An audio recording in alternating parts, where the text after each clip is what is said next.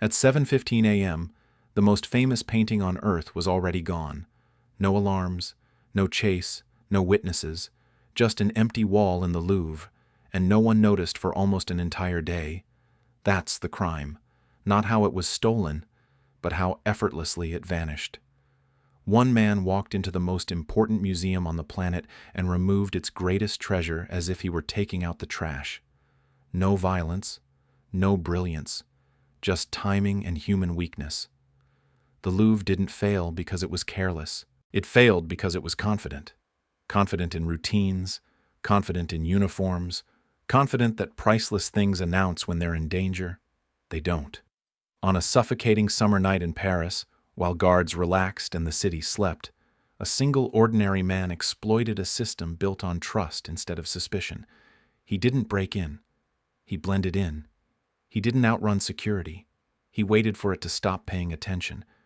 And when the Mona Lisa disappeared, the world didn't react with panic. It reacted with disbelief. Because no one wants to admit that history's greatest art heist wasn't pulled off by a mastermind, but by a system that never imagined it could lose. He didn't sneak. That's what makes this dangerous. He walked through the Louvre like someone who had every right to be there. White uniform, calm posture, no hesitation. Security systems are trained to stop threats, not familiarity. And familiarity is invisible. He moved past galleries worth more than small nations, and no one challenged him, because challenging him would have meant questioning the system itself. Instead, he slipped into a cramped storage closet and waited. Hours passed. Footsteps faded. Doors locked. The museum went dark. This is where most crimes fail. Nerves, impatience, fear. Not here. He stayed still while the building emptied, while guards trusted schedules instead of instincts. By morning, the Louvre wasn't protected. It was unattended. When he stepped back out, there was no rush, no countdown, just a quiet hallway leading straight to the Salon Carré. The painting wasn't guarded. It wasn't watched. It was simply there, waiting. And in that moment, the difference between priceless and unprotected collapsed into nothing. At the time, the Mona Lisa wasn't sacred. It didn't have its own room. It wasn't surrounded by glass or guards. It hung there like just another object on the wall. Important, but not urgent. That miscalculation sealed its fate. He lifted it off its metal pins without resistance. No alarm, no signal. History didn't fight back. In a nearby stairwell, he dismantled the frame with a simple tool, stripped the painting down to its core, and wrapped it in white cloth. That's all it took. The most valuable image on Earth reduced to something that could be carried under an arm. Then something went wrong. The exit door wouldn't open. Locked. One small detail. Enough to end everything. Second stretch. Noise would mean exposure. Hesitation would mean capture. This is where real heists collapse.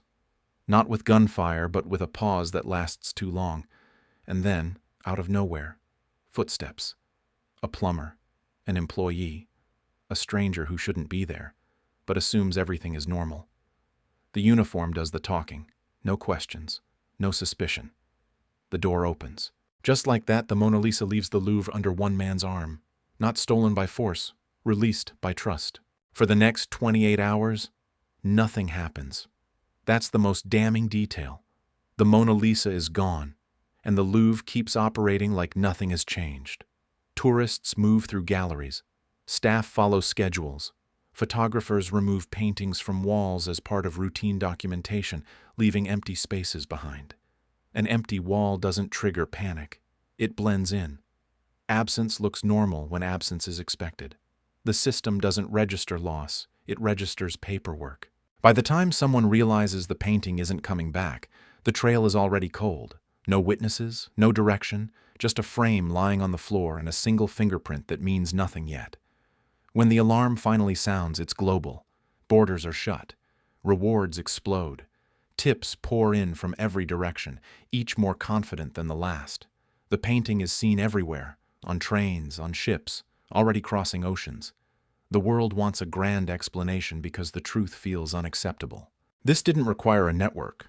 It didn't require money. It didn't require brilliance. It required patience and a system addicted to routine. While newspapers print headlines and police chase ghosts, the Mona Lisa hasn't moved far at all. It's not hidden in a vault or smuggled overseas. It's close enough to mock the search. The longer the hunt drags on, the more dangerous the realization becomes. The failure wasn't the theft. The failure was that no one was looking when it mattered most. Investigators flood the Louvre, but they're already behind. Every hour that passes isn't just lost time, it's momentum shifting to the thief. Detectives chase volume instead of truth. Thousands of tips, none of them useful. Everyone has a theory. Everyone is wrong. Witnesses contradict each other. One swears the painting was headed north by train. Another is certain it's already on a ship bound for America. The case expands too fast, stretching itself thin.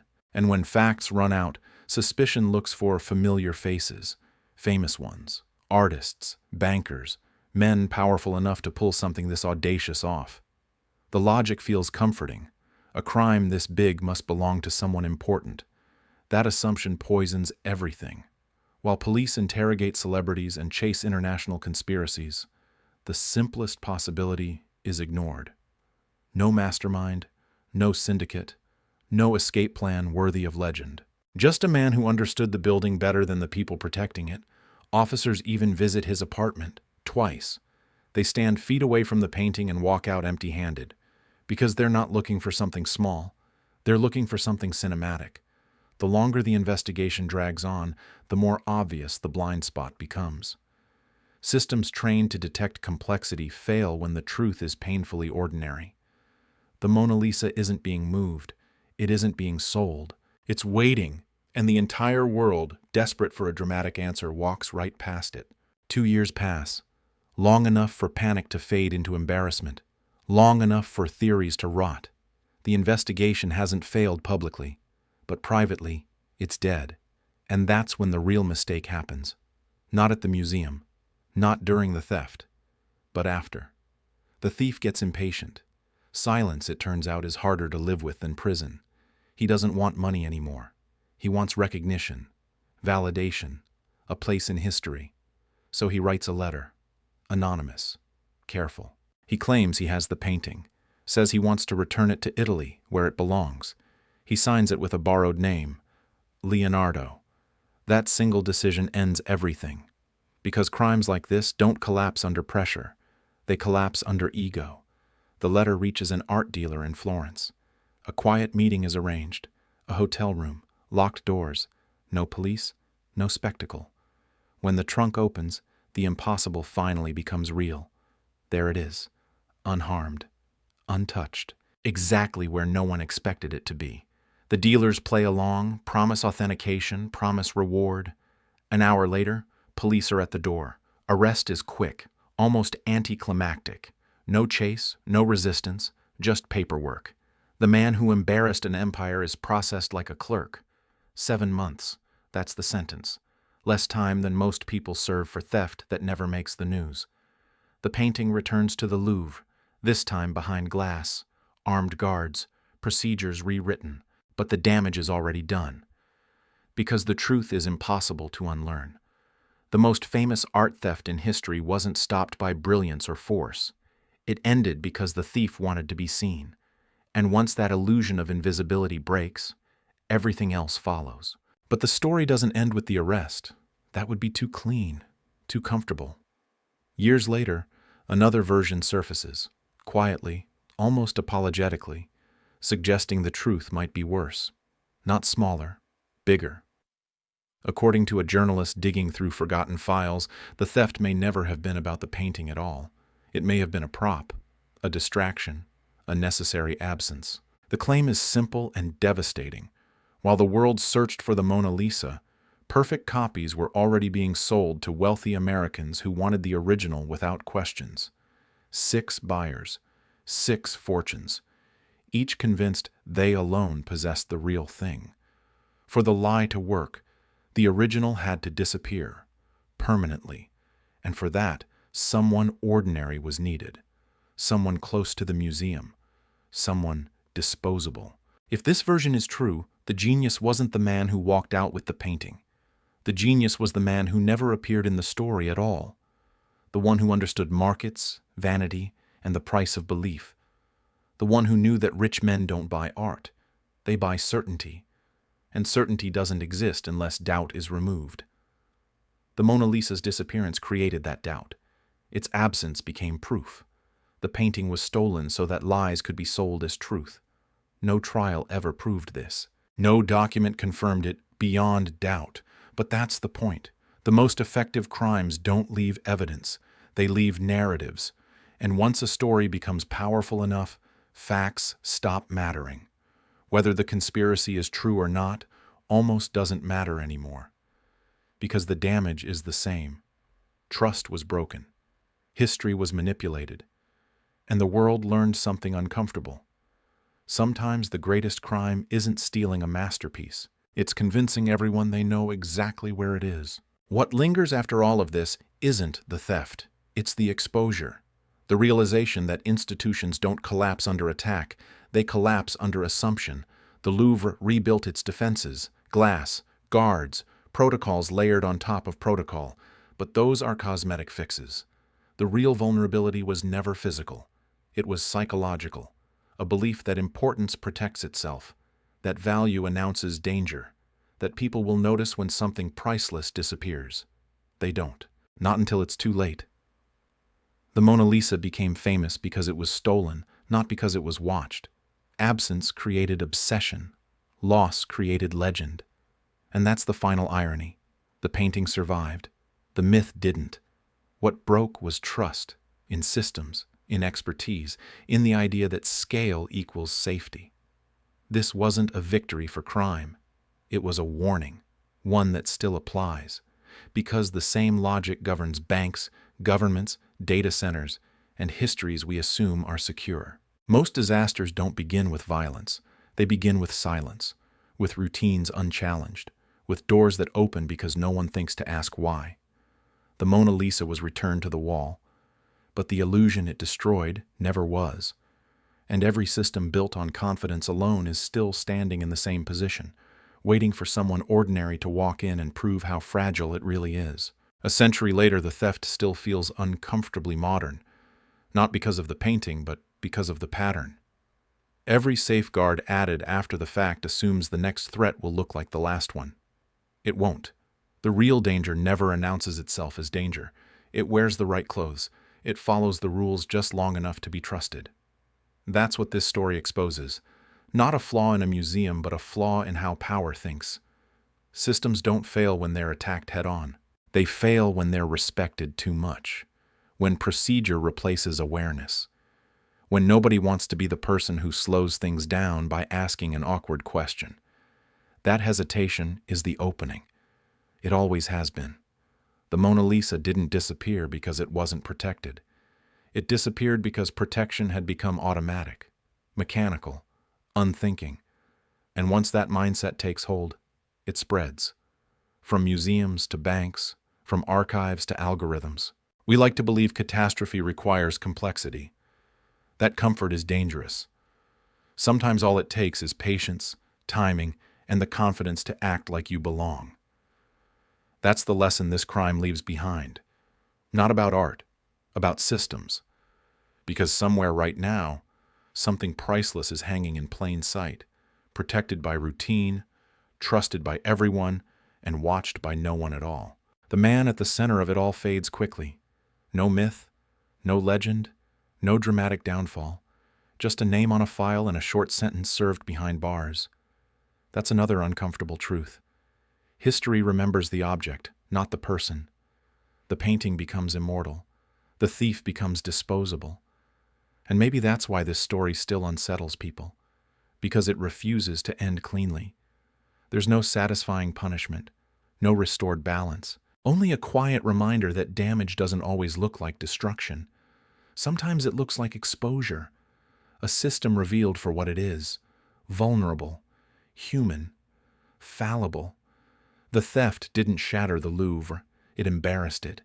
And embarrassment is harder to fix than broken glass. The man disappears into obscurity. The lesson doesn't. It stays, waiting, just like the painting once did. Even now, the question refuses to die. Was this really the work of one man? Or was he just the visible edge of something larger, smarter, and far more cynical? That possibility is what keeps the story alive. Because if the theft was only a tool, then the crime wasn't about art at all. It was about belief, about how easily certainty can be manufactured. According to the darker version of events, the Mona Lisa didn't disappear so it could be stolen. It disappeared so it could be copied, sold, and worshipped in secret. Wealthy buyers don't demand proof. They demand reassurance. And reassurance is easiest to sell when the original is missing. In that version of the story, the real genius never stepped into the Louvre. He stayed invisible. He understood something most criminals don't. People don't pay for objects. They pay for stories. And once the story is strong enough, evidence becomes irrelevant. No court ever confirmed this theory. No document sealed it as fact. But that uncertainty is the final wound. Because history isn't written by what's proven. It's written by what survives scrutiny long enough to be accepted. Whether the conspiracy is true almost doesn't matter anymore. The damage is identical. Trust eroded. Reality blurred. A masterpiece turned into a weapon of deception. And that's why this crime still feels unfinished. Not because we don't know who did it, but because we can't be sure we were ever meant to know the whole truth. What this story leaves behind isn't awe, it's discomfort. Because once you strip away the legend, what's left is a warning aimed directly at us. The Mona Lisa wasn't taken because the Louvre was weak. It was taken because everyone assumed strength meant safety, and that assumption still shapes how we live. We trust institutions because they're familiar. We trust systems because they've worked before. We trust appearances because questioning them feels inconvenient. That's where the danger lives. Not in chaos, but in comfort. The crime worked because no one wanted to be the person who slowed things down, asked a dumb question, or challenged what looked normal. And that lesson stretches far beyond art. It applies to banks, governments, technology, even the stories we believe about our own security. The most catastrophic failures don't start with explosions. They start with silence, with routines followed blindly, with everyone assuming someone else is paying attention. The Mona Lisa survived. The illusion of safety did not. And it never really came back. If this story unsettled you, it should. Because history doesn't repeat itself loudly. It repeats quietly, waiting for complacency to do the work. If you found value in this breakdown, hit like, share it with someone who loves true crime and dark history, and subscribe for more stories that expose how fragile certainty really is.